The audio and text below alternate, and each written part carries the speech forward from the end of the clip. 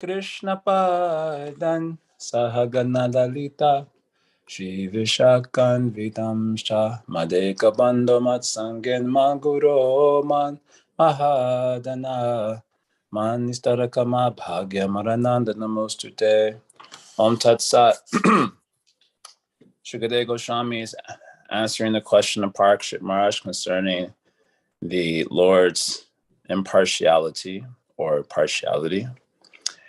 So far, what we've been hearing is that the Lord invests his spiritual Shakti into the Devas and Asuras, allowing the Devas to assist the Lord in his Leela and the Asuras to oppose him. And answering the question, how is this Shakti different from the material Shakti? He expresses that the material Shakti cannot abide in the nature of God, and therefore this Shakti must be ontologically different. And answering the question, when and where does this Shakti manifest itself? Well, it manifests itself in the gunas of nature in accordance with the needs of the Leela. Nature itself conforms itself to the flow of the Lord's independent Leela. So now one other question is said to be asked that leads to today's verse 719. And that question is, why is this Shakti not perceived to enter into the Asuras and Devatas? In other words, it looks like the Devatas by their own power are assisting the Lord's Leela, and the Asuras by their own power are opposing the Leela. That's what it looks like to the empirical eye. So why isn't it seen that the Shakti enters into them? That is the basic question that is being asked, or hypothetically asked, says our commentators. And 719 is giving the answer to that particular question. So I don't have the verse in front of me, unfortunately, because, well, give me a second. I could pull it up on my phone. I just get nervous how this, I'm not good with, I'm a little old now, so I'm not good with the technology. Okay, so in answer to that, this verse is spoken. Jyotir Jyotir Adhir Avabhati Sangatana Vivichyate Vedantyatmanam Atmastam Matitwa Kavayom Tatah. Okay, translation. I'm going to read Prabhupada's translation. The all-pervading personality of Godhead exists within the heart of every living being, and an expert thinker can perceive how he is present there to a large or small extent. Just as one can understand the supply of fire and wood, the water in a water pot, or the sky within the pot. Super confusing examples, by the way. One can understand whether a living entity is a demon or a demigod by understanding the living entity's devotional performances. A thoughtful man can understand how much a person is favored by the Supreme Lord by seeing his actions. Okay, so the question again is, why isn't this Shakti perceived to enter the Asuras and the Devatas? So the first line of the verse is saying, Jyotir Adhir Ivhabhati. So this is saying that Bhagavan appears, Abhati.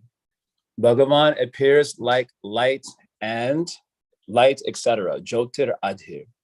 Jyotir means light, Adhir means like, etc. The other elements such as scent, for example. So the Lord appears like light, etc. What is the meaning here? Just as light is seen to distribute its qualities to other media, or scent is seen to distribute its quality to other media. So the Lord is also like light, distributing his own quality to other media, like the bodies of the Devas and the Asuras. The example that is given by Jiva Goswami specifically, is just like when you take a magnifying glass, and you put it over some, dry leaf, and then the dry leaf catches fire. So is it the magnifying glass that causes the dry leaf to catch fire? Is it the magnifying glass that causes that? No, it is the sunlight passing through the magnifying glass that causes the leaf to catch fire. So the light of the sun has distributed its own quality to the magnifying glass. The magnifying glass didn't have that quality in it, then it would not be able to cause the catching of fire of the leaf. Correct? Do you understand? Another example given It is just like the scent in the air. Sometimes you say the air smells funny, but actually the air does not have the quality of scent in it. Of course, some of you guys are new, but according to Sankhya metaphysics, nature unfolds from subtle to gross, right? You know this thing. So from subtle, the first gross element to unfold is known as ether or sky, and its subtle cause is sound. Then from there, the next element to unfold is the air, and its subtle quality, that is its cause, is touch. The next element to unfold is fire, and its subtle cause is known as form. The next element to unfold is the water, and its subtle cause is known as taste. And the final element, gross element to unfold, is known as the earth, and its subtle cause is known as scent. Anyway, so if you're not familiar with this metaphysics, we have to go all the way back to Canto 2 or 3. In any case, the scent is connected to the earth quality. Yes, that is the point of telling this. So the air doesn't have the quality of scent. Air has the quality of touch, but it doesn't have the quality of scent. But in conventional language, we say the air smells funny, right? We'll say like that, the air smells funny. What does that mean? That means that earth quality, which is scent, has distributed its own quality to the air. And now we're thinking that the air is smelling, but it is not the air that is actually smelling. The air can't smell because it doesn't have that quality. It has touch quality.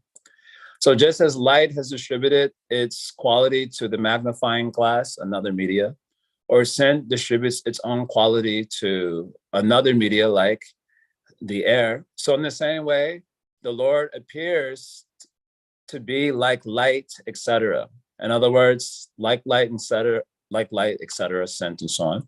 He's distributing his own quality to the Sanghata Navivichite. Sanghatan, the word Sanghatan means the aggregate or a collection of things. And it refers to the bodies of the Devas and Asuras. Our bodies, all of our bodies, they are the collection of or the aggregate of different material elements, right? Our body is, sometimes I use this language, our body is a composite self. There's the pure self that doesn't have parts to it, that is the jiva.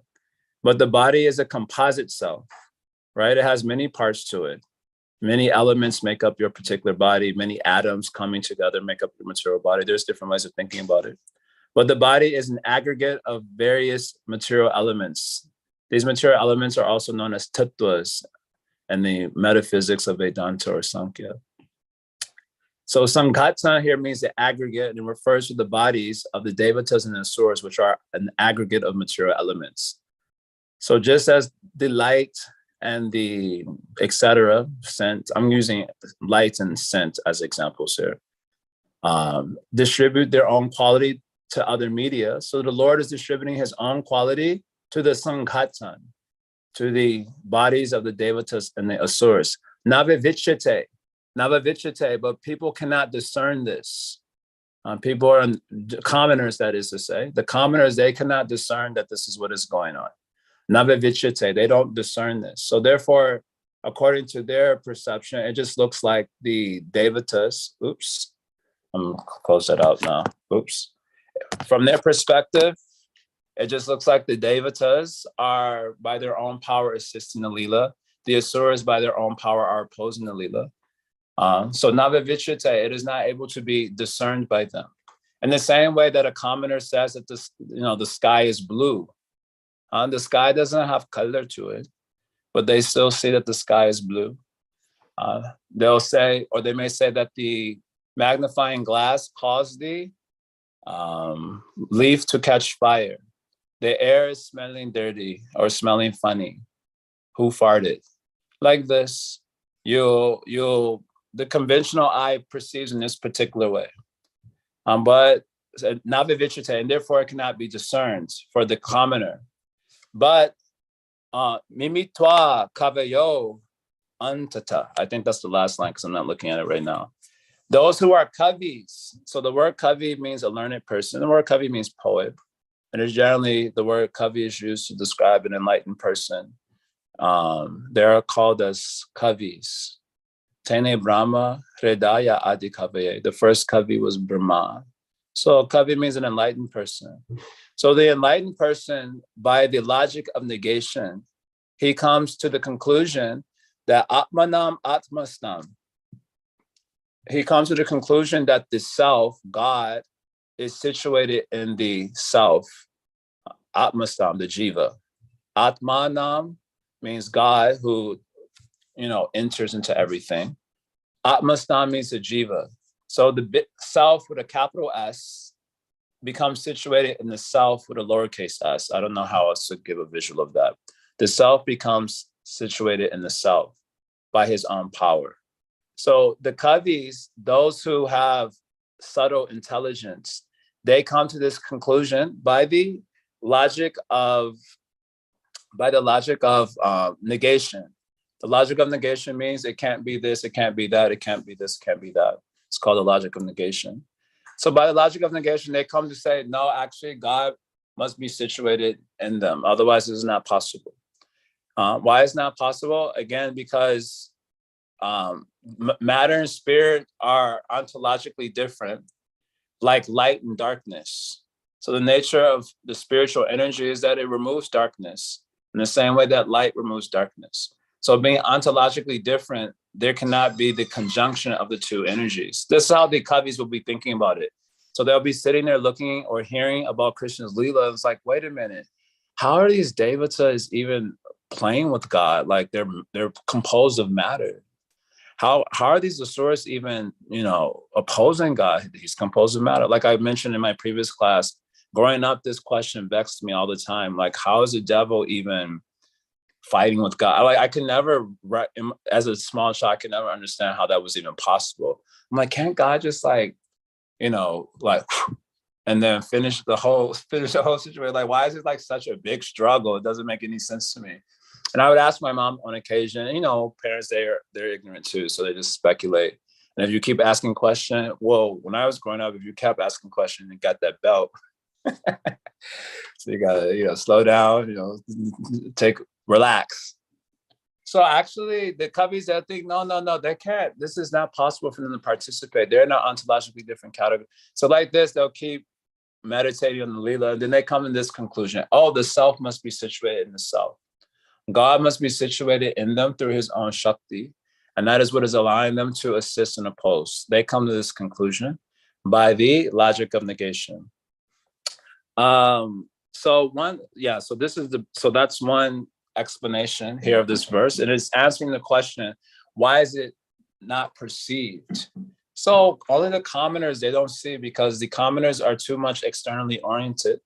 Ya nisha sarvabhutanam. Tasyam jagharti sangyami. Yasyam jagrati bhutani sanisha pashutum.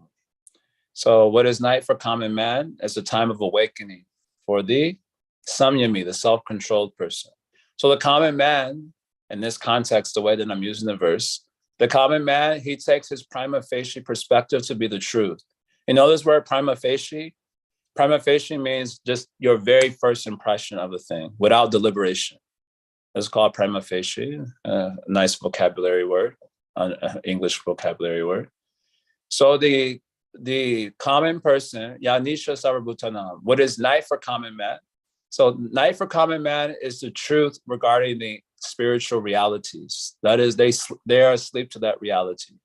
And the samyami, the self-controlled person, he is awake to that reality.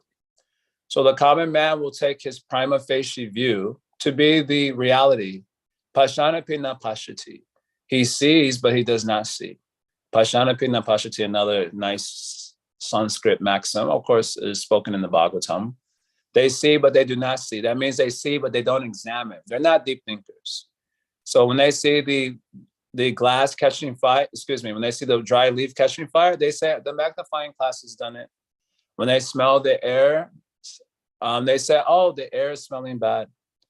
They're the pashanapina pashati. They see, but they don't examine deeply. So they come to this conclusion. They cannot understand what is going on. But the samyami, the self-controlled person who's awake to spiritual truths, he thinks deeply, no. This is not possible for them to participate. Something else is going on here. And in that way, they come to this conclusion that the self is situated, the self with a capital S, situated in the self with a lowercase s by his own Shakti. Okay, so one other question is brought up here in this regard, according to Jiva Goswami. So Bhagavan, he's completely spiritual, and he only engages with the spiritual energy. Bhagavan plays with his own potency, spiritual potency. It does not really play with the material potency. But in the Leela, it is saying that he's playing with the Devatas and the Asuras, who are not spiritual potency.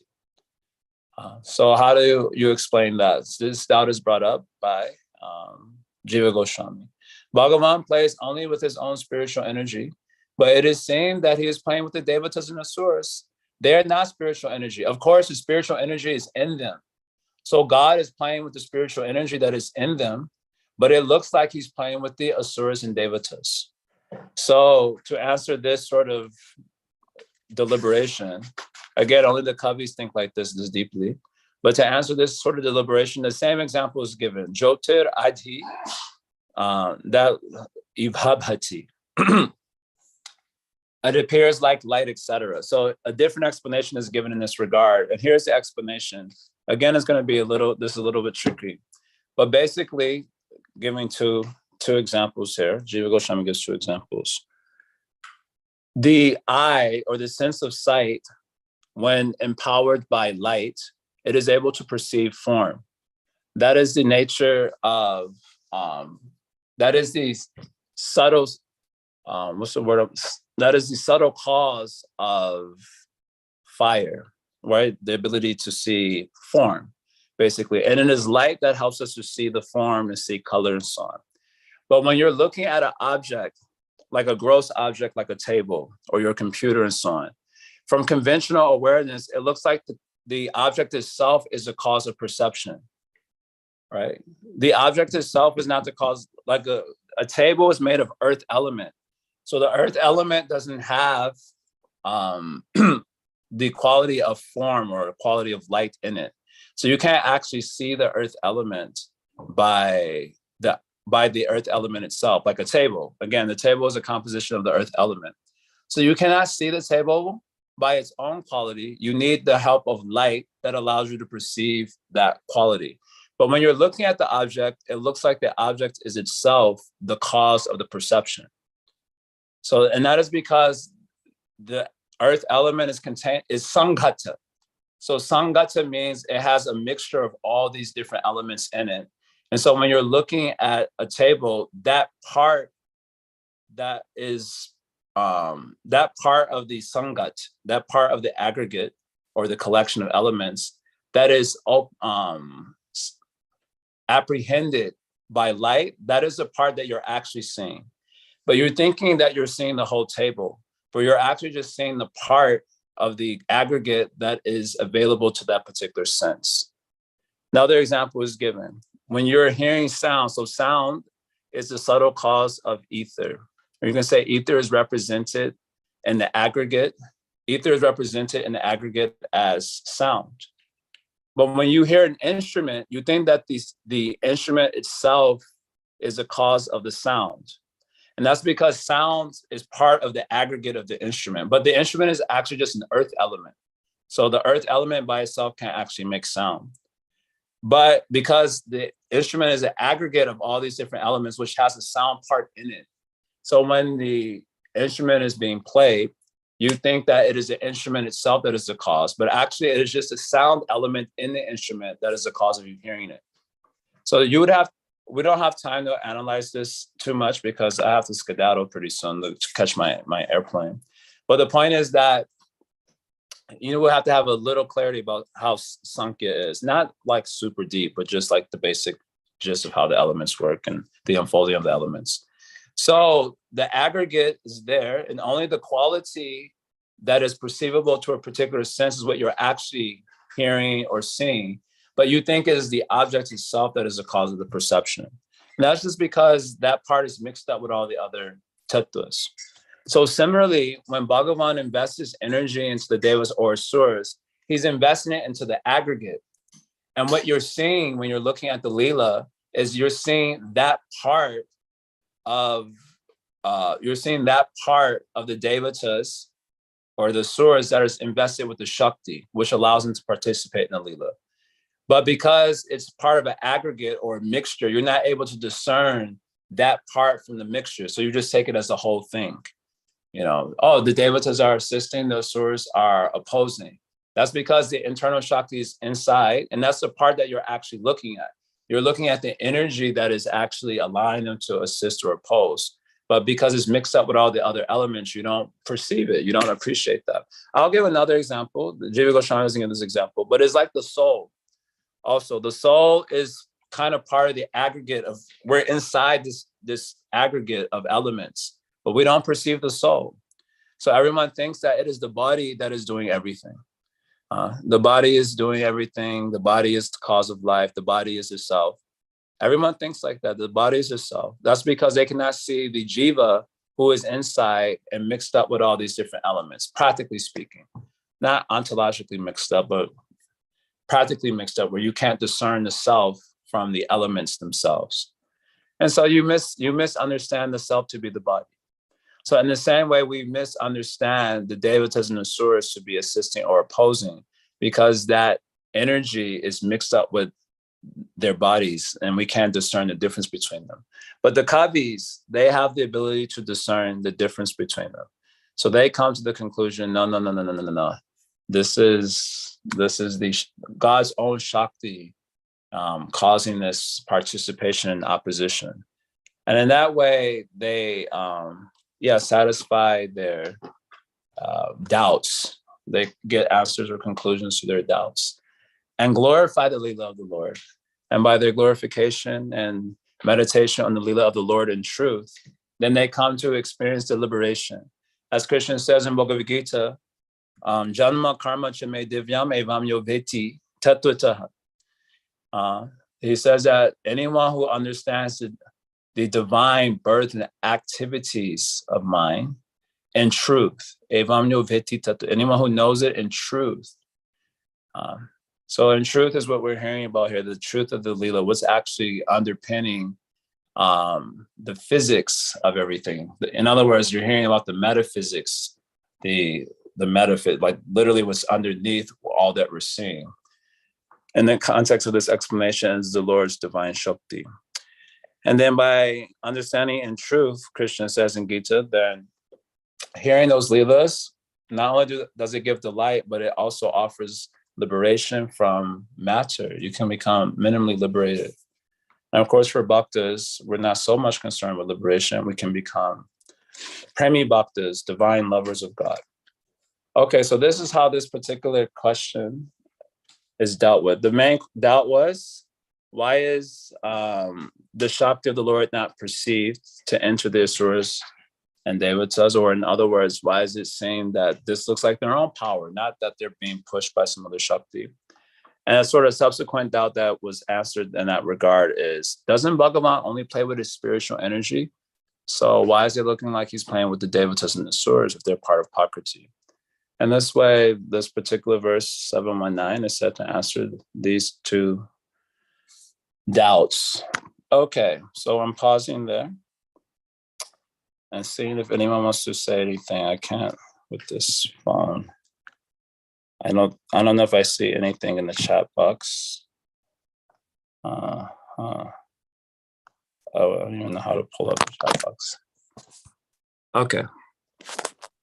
Are you saying that, or is Jiva Goswami saying here that the demigods and demons, they're practically like covered up with some kind of internal energy of the Lord, and it seems like they're acting, but actually they're somehow it's the internal energy of the Lord which they are influencing with their desires, which is acting inimical to the Lord so that he can play with them, or favorable so he can play with them.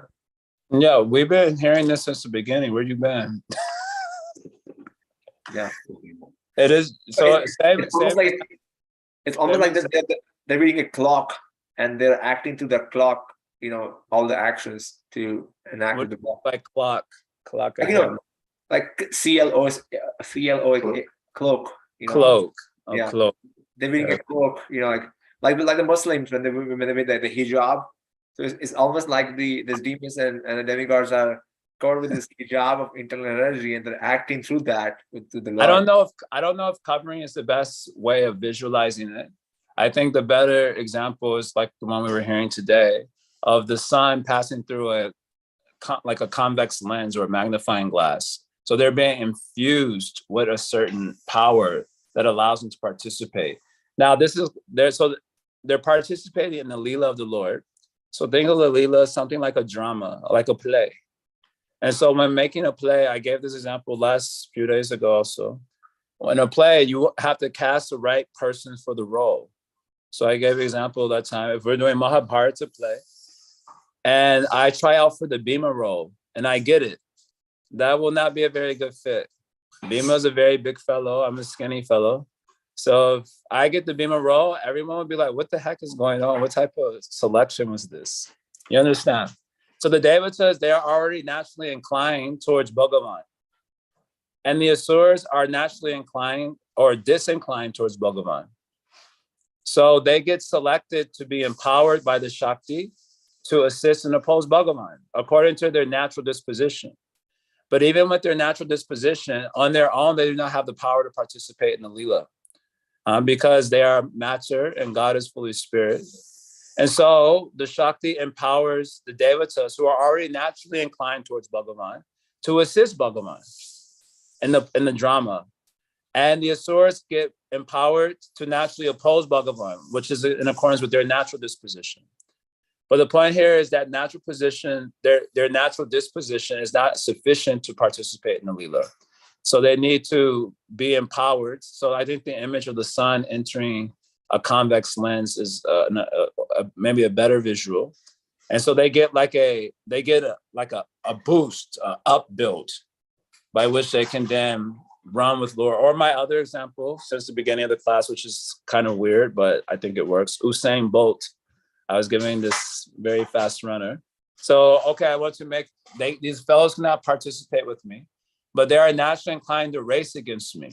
So let me endow them with some of my power by which the race becomes possible in a very interesting way for the pleasure of those who have come to see the race, my devotees. So it's not like they're being covered over, like in a sense, like they had some other way of thinking, and then suddenly they're like, ugh. And they like by hypnosis, they come to just be participating completely against their own will, completely. And then when the Shakti leaves, they're like, oh, what happened? Nothing like that. They're already having their natural disposition, but it's getting infused with a power that allows them to participate. It seems like that is better visual than covering.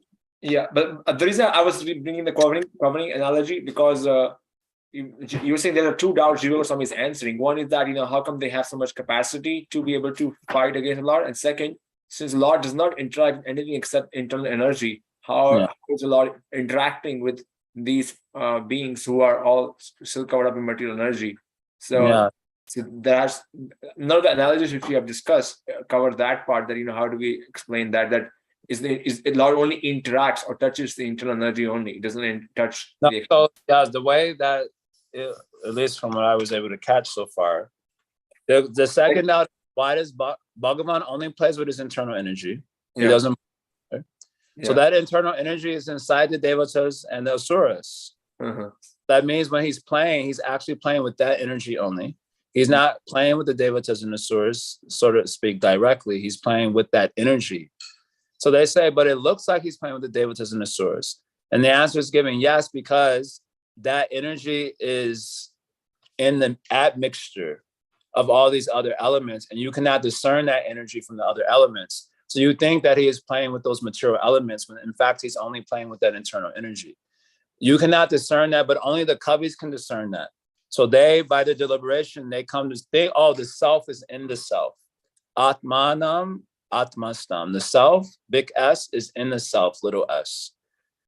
So otherwise, material perception causes us to see differently. Oh, that he's actually playing with the Devatas and Asuras. So he's also matter, therefore he's partial. So our material view comes to see it in that particular way. Okay, thank you. That makes sense. I have a quick related doubt, but not exactly this topic. But like when you were quoting the Atmanam is inside the Atmana, like a small Atma is within the big Atma there. Now we hear this another way that in another section in Bhagavatam that when we pay obeisances to somebody, we're paying obeisances to super soul within them, not the soul. And it's always been confusing to me. I thought I was paying obeisance to the devotee, I was trying to be respectful of them. And now yeah, I'm paying obeisance to the Krishna inside that. So it's very confusing to understand. Have you ever thought about that subject matter? How do we understand it? Who are you paying obeisances to? Should we pay twice? First pranamanta to Krishna and the next one to them, or what? I haven't thought about this deeply, but we're paying our obeisances to the devotees, of course. Okay. But we're, you can say fundamentally, we're paying our obeisances to God, who is everything. He is the ground of life. Now we know as bhaktas that the Lord appreciates devotion to his bhaktas more than devotion to himself. So in paying obeisances to that Lord who abides in everything, we know also that he is more attached to his devotees than to his own self. So we are also paying obeisances more directly to his devotee. But in the case of people like Daksha, who are having really bad attitude problem, or in the case of like when Sanatana Goswami pays obeisances to the Nawab, the Nawab is a criminal and a very evil guy. Still, when he, exposes Sanatana Goswami, getting out of work, claiming that he's sick, but he's actually studying the Bhagavatam with so many brahmanas. When the Nawab Hussain, bust in on that whole scene, they all stand up and honor him. Why? Because the super soul is abiding in him. And they're paying obeisances to that super soul. To that jiva also, who is, because the super soul is the self of the self. So the basic idea is that the devotee is not looking at just the body. That's the whole idea there. He doesn't just see the body and become attracted or averse, which is how we act in conditioned consciousness.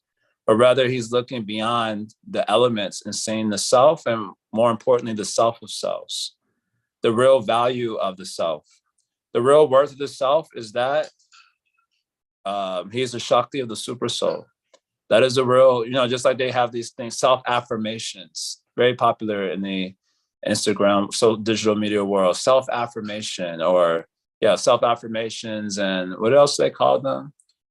Anyway, self-worth. They do these like self-affirmations to be situated in awareness of their self-worth.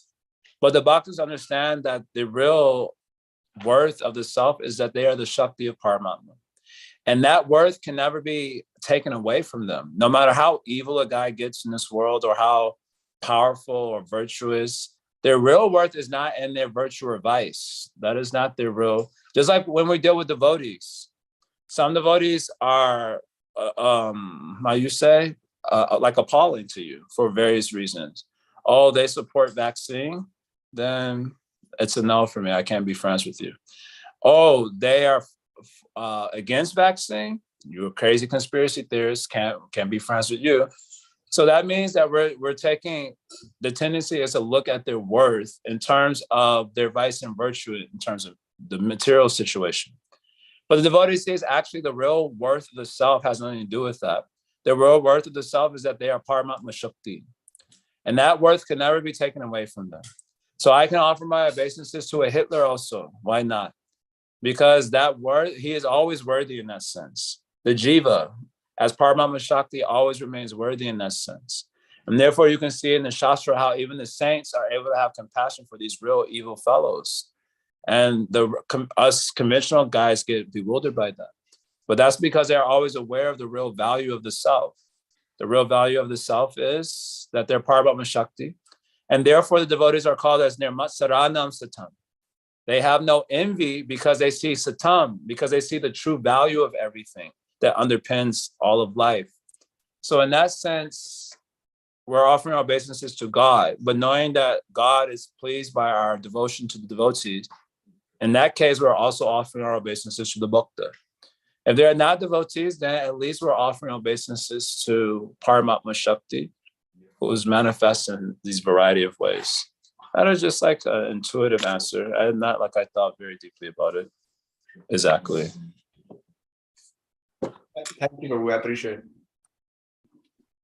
Okay, it looks like there might be something else that came up. Jay, I have a quick question. Yeah, you have a Harishan. Yeah, this analogy you use to try to explain the intermingling of the subtle and the gross and our inability to decipher and perceive, like, of course, the classic example of the substance being imposed upon the air, so the air is smelly. You're using this idea of how we can't perceive the soul. So when we see human bodies flapping around, we think, oh, this is them. We can't perceive that there's something subtle that's driving the animation. Right. I know we've covered this before, but when you do have an experience, I just started thinking about this a little bit, like, okay, well, my senses, because they're dull matter, can analyze dull matter really well, right? Like the tongue can taste food, and the hand can touch form, and the skin can feel breeze.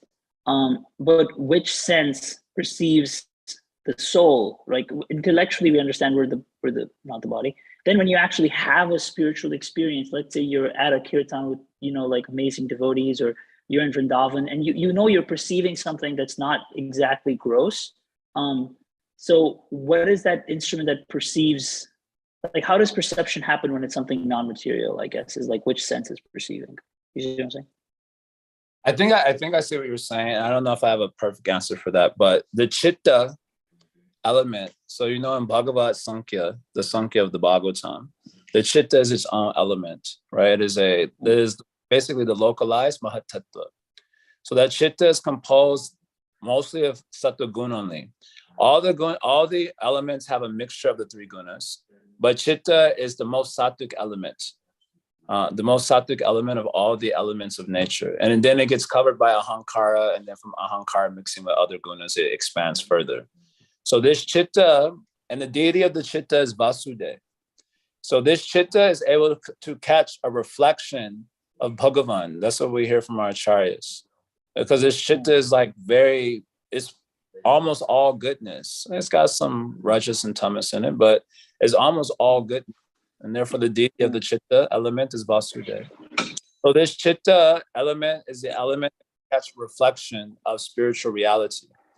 So I guess they use this idea of a reflection to say that the spiritual reality is still like outside of the elements, but a reflection of it can be perceived in the chitta. Cheto dharpana marjana, purifying the mirror of the chitta. So because our chitta is very covered over by ahankara, and then the rest of the stuff that comes from that. So we've barely experienced our own chitta, and the reflection of the self and of God that can be experienced therein. I think your Guru Maharaj also speaks about the chitta as like a sort of like inner sanctum space. At least I'm pretty sure I heard one class from him, one seminar he was speaking. I feel you're referring to the Hara Akash, or this space where the soul and the super soul live. Is that what you're referring to? Okay, yeah. He talks about that sometimes. Yeah, you can call that is chitta. Element you can catch there. Cheto Darpana Marjana. Baba Mahadeva Nirvana. So in this Sri Shashtakam prayer, so Cheto Darpana Marjana means when you cleanse the mirror of the chitta from ahankara and its, I want to say evolutes, but corollaries, ahankara and its corollaries that comes from that. Then you become liberated because you're experiencing your own self in that chitta. The chitta element is allowing for perception, so to speak, of one's own spiritual nature. And therefore, bhava mahadevakti nirvapana, you become free from the burning forest fire of bhava, right? Because once you experience your own self, then you realize, oh, the material world is, it's just, you become liberated from, even though you're in the material world, you become jiva mukta, basically.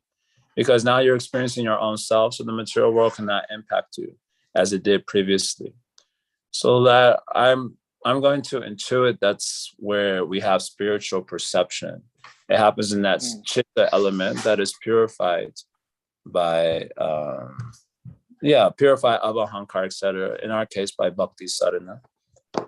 So, okay, so two doubts then. The first doubt being, so when Krishna mentions in the Bhagavad Gita different, like the constituents of the living entity, and he mentions skin, all the different senses, and then he mentions the soul, and Prabhupada, in the commentary, I remember he says something about how some people say that it's 24, some people say that it's 25, right? Some people don't include the soul, but there's no mention of anything beyond the mind, false intelligence, ego, and the gross material mind, the gross senses, and then there is the soul. So the first doubt is, okay, so then how come the chitta isn't mentioned in that list? Or so the chitta is not a sense. The Sankhya list, so if you go and study 11th Canto, chapter 22. So that chapter is called Sankhya Yoga also, or Sankhya, enumerating the tattvas. So there, Uddhava is asking the same question. Some Sankhyites, I don't know how you say that. Some say 16 elements, some say 24 elements, some say 26 elements, some say 28 elements. So which one is right? They're all giving different category. So there Krishna says all of them are correct. He said they all explain with a certain logic at the time. So they all, if you consider the logic being used to give that particular list, then all of it can be accepted. You can enumerate in all variety of ways. The chitta as its own separate element is coming from Kapila Muni in 3rd Canto. He himself is described the chitta as its own separate element. If you go to Pantanjali Yoga Sutra, he said the chitta is the buddhi, manas, ahankar together. Taken together, that is the chitta. So they all give different logic for explaining this. And in buddhi and yoga or Sankhya of yoga school, they say the first evolute to come out of Prakriti is buddhi. And that is the lens by which consciousness interfaces with matter. And our Bhagavat Sankhya, we say buddhi is ahankara and in the mode of passion. When ahankara, well, how is that? Why is buddhi the mode of passion? Because Kapila Dev says that because buddhi's job is to help to assist the recognition of things and to help the senses. And so basically the buddhi's function is to keep in order to recognize things, it has to draw from the imprints in the psyche in the past and then fit a particular imprint onto the present image and say, this is what it is. So there is literally recognizing, right? Recognizing. So it's very passionate work in that sense, drawing from all those imprints and seeing which one matches the present scenario. And it's doing it in it's doing it like this very rapidly. And also when you're looking at a situation and analyzing what is proper, what is improper, the intelligence has to cut very rapidly and come to conclusion. So in that sense, it's very passionate. So according to the logic you use, you can use any set of organization of the elements according to different logic. So they use like this. So you're referring to the chitta as, I know we talked about this a few years ago. I remember in our Gita, when we were studying the Gita, and now I just need a refresh, I guess. So we're basically referring to the chitta as a conglomeration of different senses, like of the intelligence, ego. The way I'm referring to chitta, according to Kapila's Sankhya, is as the first evolute of Prakriti. So the first evolute of Prakriti is called Mahatattva, sometimes translated like cosmic intellect and so on, composed mostly of goodness. And the chitta is the localized Mahatattva in the particular jiva's subtle body. So it's the first element. And then from the chitta unfolds ahankara. And then from ahankara and goodness unfolds mind and so on, the whole expansion. So the way we're referring to chitta now is chitta is the first evolute out of Prakriti. It is the lens, it is the first interface of consciousness with matter, the lens through which we're interfacing with matter. I see. And then you said it's also something in the living entity. What did you say? It's the first evolute of property that? Something. The first evolute of Prakriti, it is the lens through which the jiva is interfacing with matter. Okay. Cool. Otherwise, it could not perceive matter whatsoever. You need consciousness when see anything. Okay, thank you. A different explanation. You're going to see the 11th count, chapter 22. Okay, I got a skedaddle. Like their pressure is too. So okay, thanks, Prabhu. My flight to New York. Hariom Tatsat, thanks a lot. Hey guys, get ready. I would like to see. I think the passage ends on verse 10 or 11, so we're almost done with the whole passage. Take notes because I want to see like a write up, or I want to have all of you go back and give a mini summary of this particular passage, just to see what you caught, what you didn't catch. And maybe I also will get some insights from your, how you've absorbed it. So just a little bit of homework. Just otherwise, I need to know if you are hearing anything. All right. Tat Sat. Thanks a lot. Srila Prabhupada ki jai, Srimad Bhagavatam ki jai, Go Pramanandi, Hari Hari Bolo, Hari Bolo, Hari Bolo, Hari Bolo. Later.